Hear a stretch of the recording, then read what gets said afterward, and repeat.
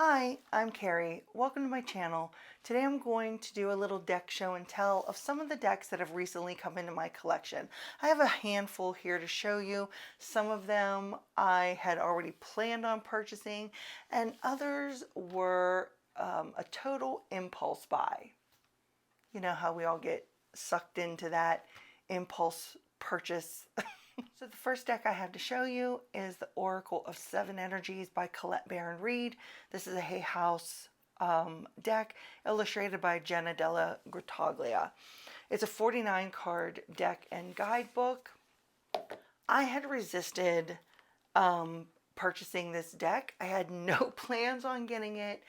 And then I follow Dark Fae Tarot, who is also here on YouTube. I follow her on Instagram, and her pairings and messages that she had posted for a solid month, I think it was a solid month, using this deck were so beautiful that I had to pick it up. So the premise of this deck is the wisdom of the energy of seven can be seen in cultures all over the world, in belief systems throughout history, and blah blah blah. So there's basically 7 sections, and each section has 7 cards. So the first section is energy 1, and this is red, and this is the element of earth.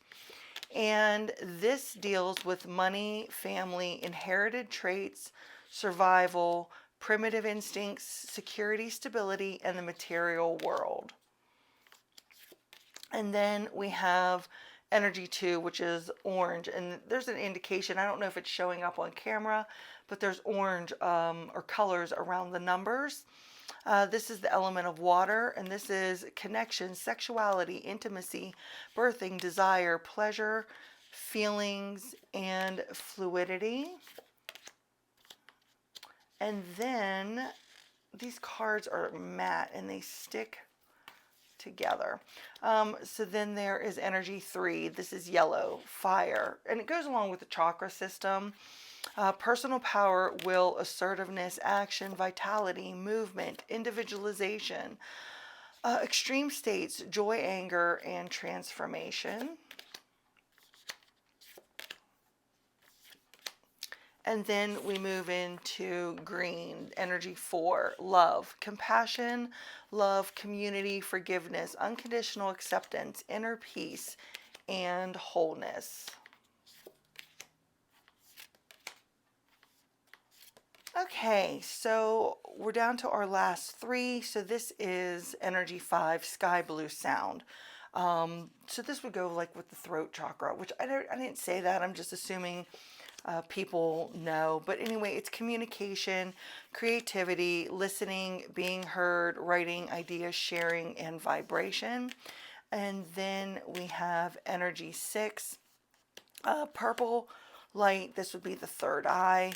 And this is intuition, vision, imagination, knowing, perception, and mental states. Sorry, these are going all over the place. They're matte, and it's hard for me to separate them from each other one-handed. And then our last 7 cards are the golden white, and these are thought, spirituality, ego, transcendence, liberation, God consciousness, understanding, and wisdom. So I'm excited about using these because this is kind of chakra based, and I want to do some chakra readings with these and see how they work. If you have this deck, let me know in the comments below. Do you use it for chakra? Do you use it for just general oracle card pulls, or how are you working with this deck? So the next deck that I got in was kind of an impulse purchase, kind of a I want that deck purchase. And it is from Etsy, and it's the Frau Grand Duchess Tarot. Now, I haven't watched a walkthrough on this deck in quite some time. It's been a minute. And I know this deck kind of goes its own way, but that's really what drew me to it. The only thing is, I did not realize that the cardstock was this flimsy, and I don't know about the titles on these cards. So if you have this deck, I would like you to weigh in on the titles. So the titles look typed on. Okay, that's fine. However, some of them are like off center and are very light. So I don't know if that's how it's supposed to look, like real faded. So I'm really curious to know about that. So if you have this deck, let me know. This deck is so odd, and that's really what drew me to it. I'm having this, like, I don't want to say love affair, but I'm really interested in being drawn to collage style decks. And because when there's all the different images on there, I find it fascinating to see like where my eye is drawn, how that speaks to me, you know, when there's different images on the card. I mean, there's like no head to the person on the motorcycle. I don't know. I love it. So, if you have this, let me know and how you like using it, or if it was something that you figured wasn't for you and you passed along. When I first looked at this Fool card, I thought the kitten scratched his face up and that was blood on his face, but I don't think it is. I don't know. I'm really interested in getting the oh, what's that? I think it's called the Voyager, that really old collage style deck. Lisa has shown it on her channel several times. I think I might add that into my wish list of wanting that deck. But yeah, this is odd. The whole thing is just odd. What is this? Force. I don't even know what card this represents.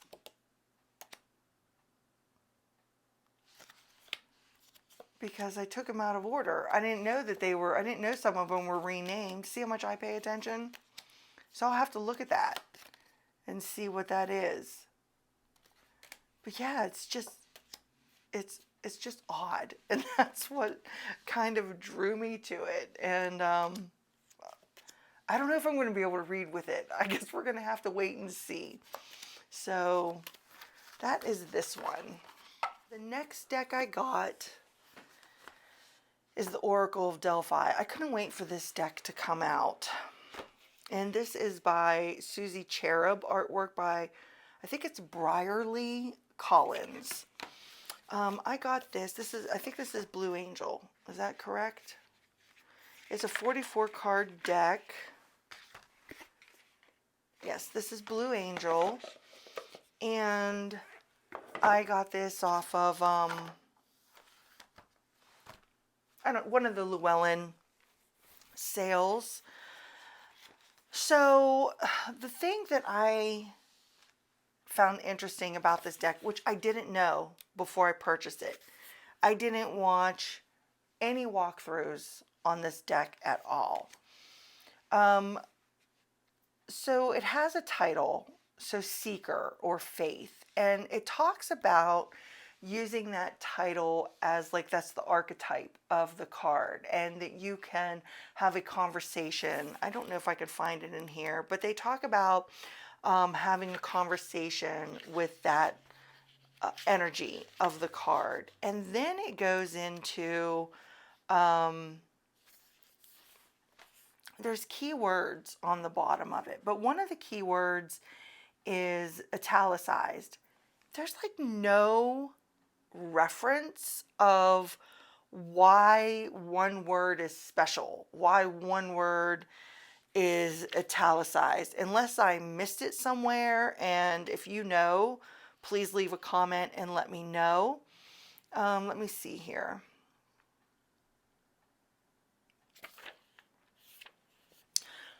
So she talks about there being keywords on it, conscious clues that lead to more insights.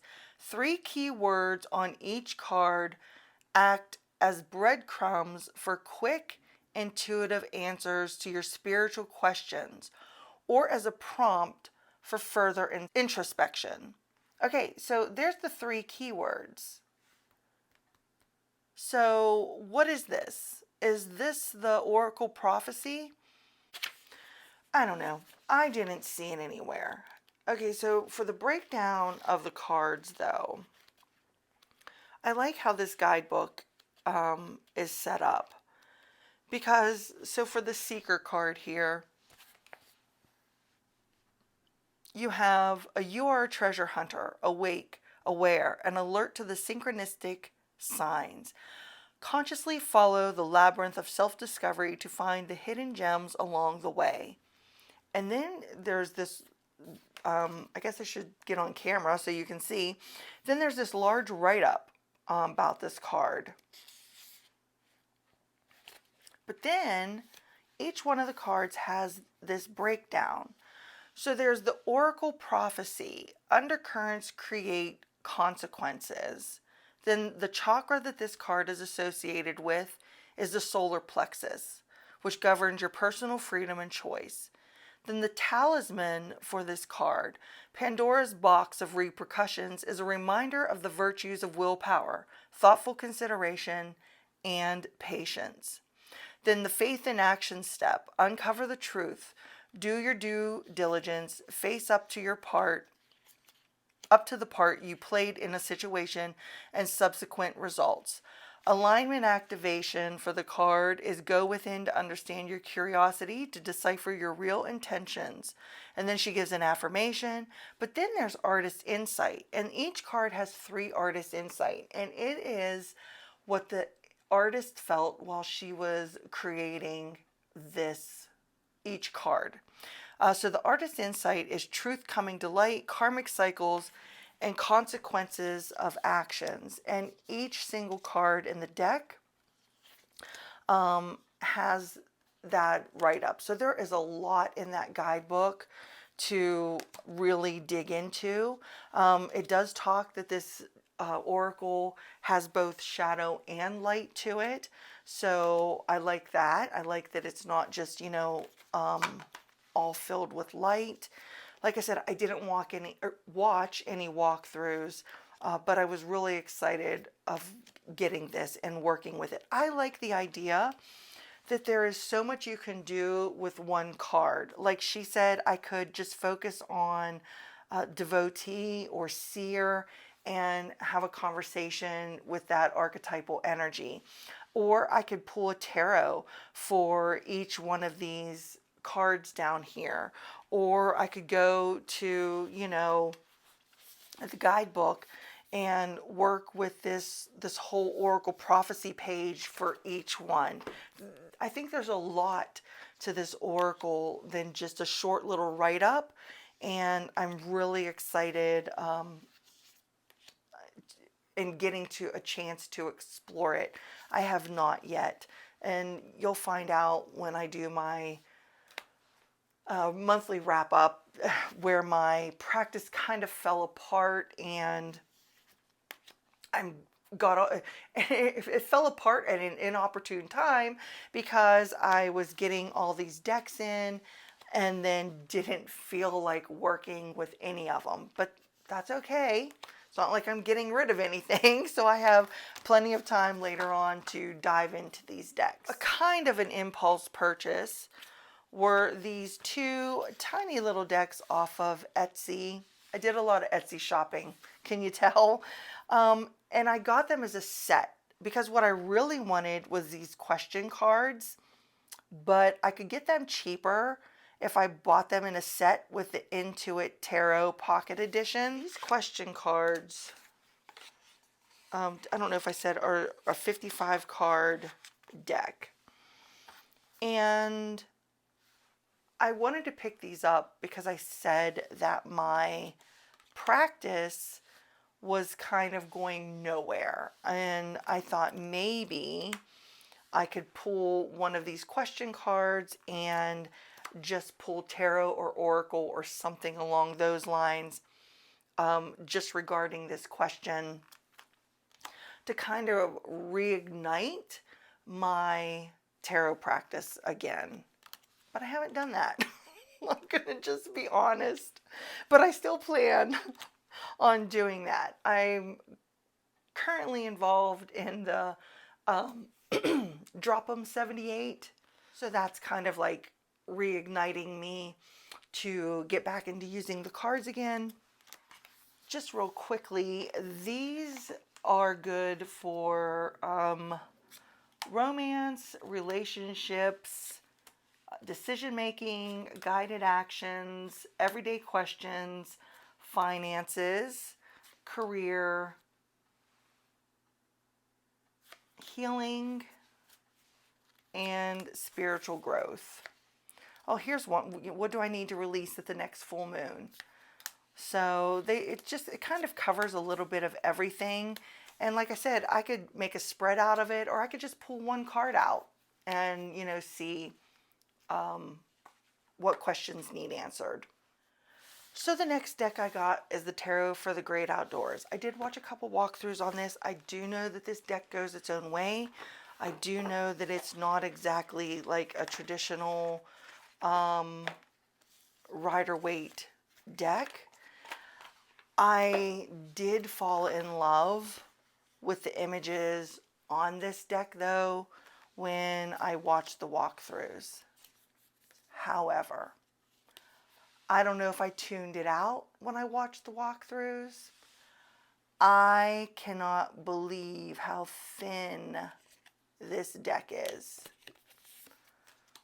I have cardstock in my craft room that is quadruple the weight of what this deck is. I was not prepared for this at all. So that I am disappointed with. I am seriously disappointed with this cardstock. This is really, I don't know. Honestly, I don't know how this is going to hold up at all. So I talked to someone who picked up this deck, and because I wasn't sure, I didn't know if I got a bad deck. I didn't know. And they told me that yes, that this was the cardstock on it. But I'm curious as I go on using it, what it's going to be like. However, I do love the images on it. I really, really do. I just love the imagery. I'm probably not even going to think about working with this deck till probably sometime closer to spring, because there's other decks that I want to work through right now. But yeah, if you're on the fence about it, I mean, I'm not a deck snob. I'm not a cardstock. I'm not a cardstock snob as far as my decks go. But I probably would have, if I would have paid closer attention, I probably would have thought twice about this if I had known exactly. I mean, because sometimes, when people are showing a deck, they say that it's thin, and because I don't put that much emphasis on it, I probably overlooked that or didn't pay any attention to it, but I didn't realize, like I said, that it was this thin. So that's my only, I'm afraid that I'm going to break it. I'm afraid I'm going to damage it when I go to shuffle it. I really am. So I'll be curious to see how that one works out. And my last deck that I'm going to show you is the Golden Tarot by Cat Black. This is US Games. This is the new linen edition one, and it is so pretty. So pretty. It has the gold gilding on the side.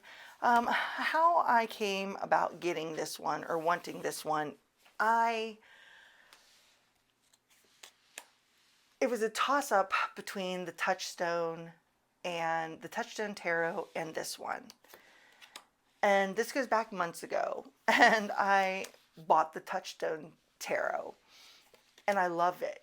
I didn't want to get both of them at that time because I didn't know how I was going to feel, or how I would connect to these cards. So I didn't know how well I would connect to that type of energy, imagery, and so on.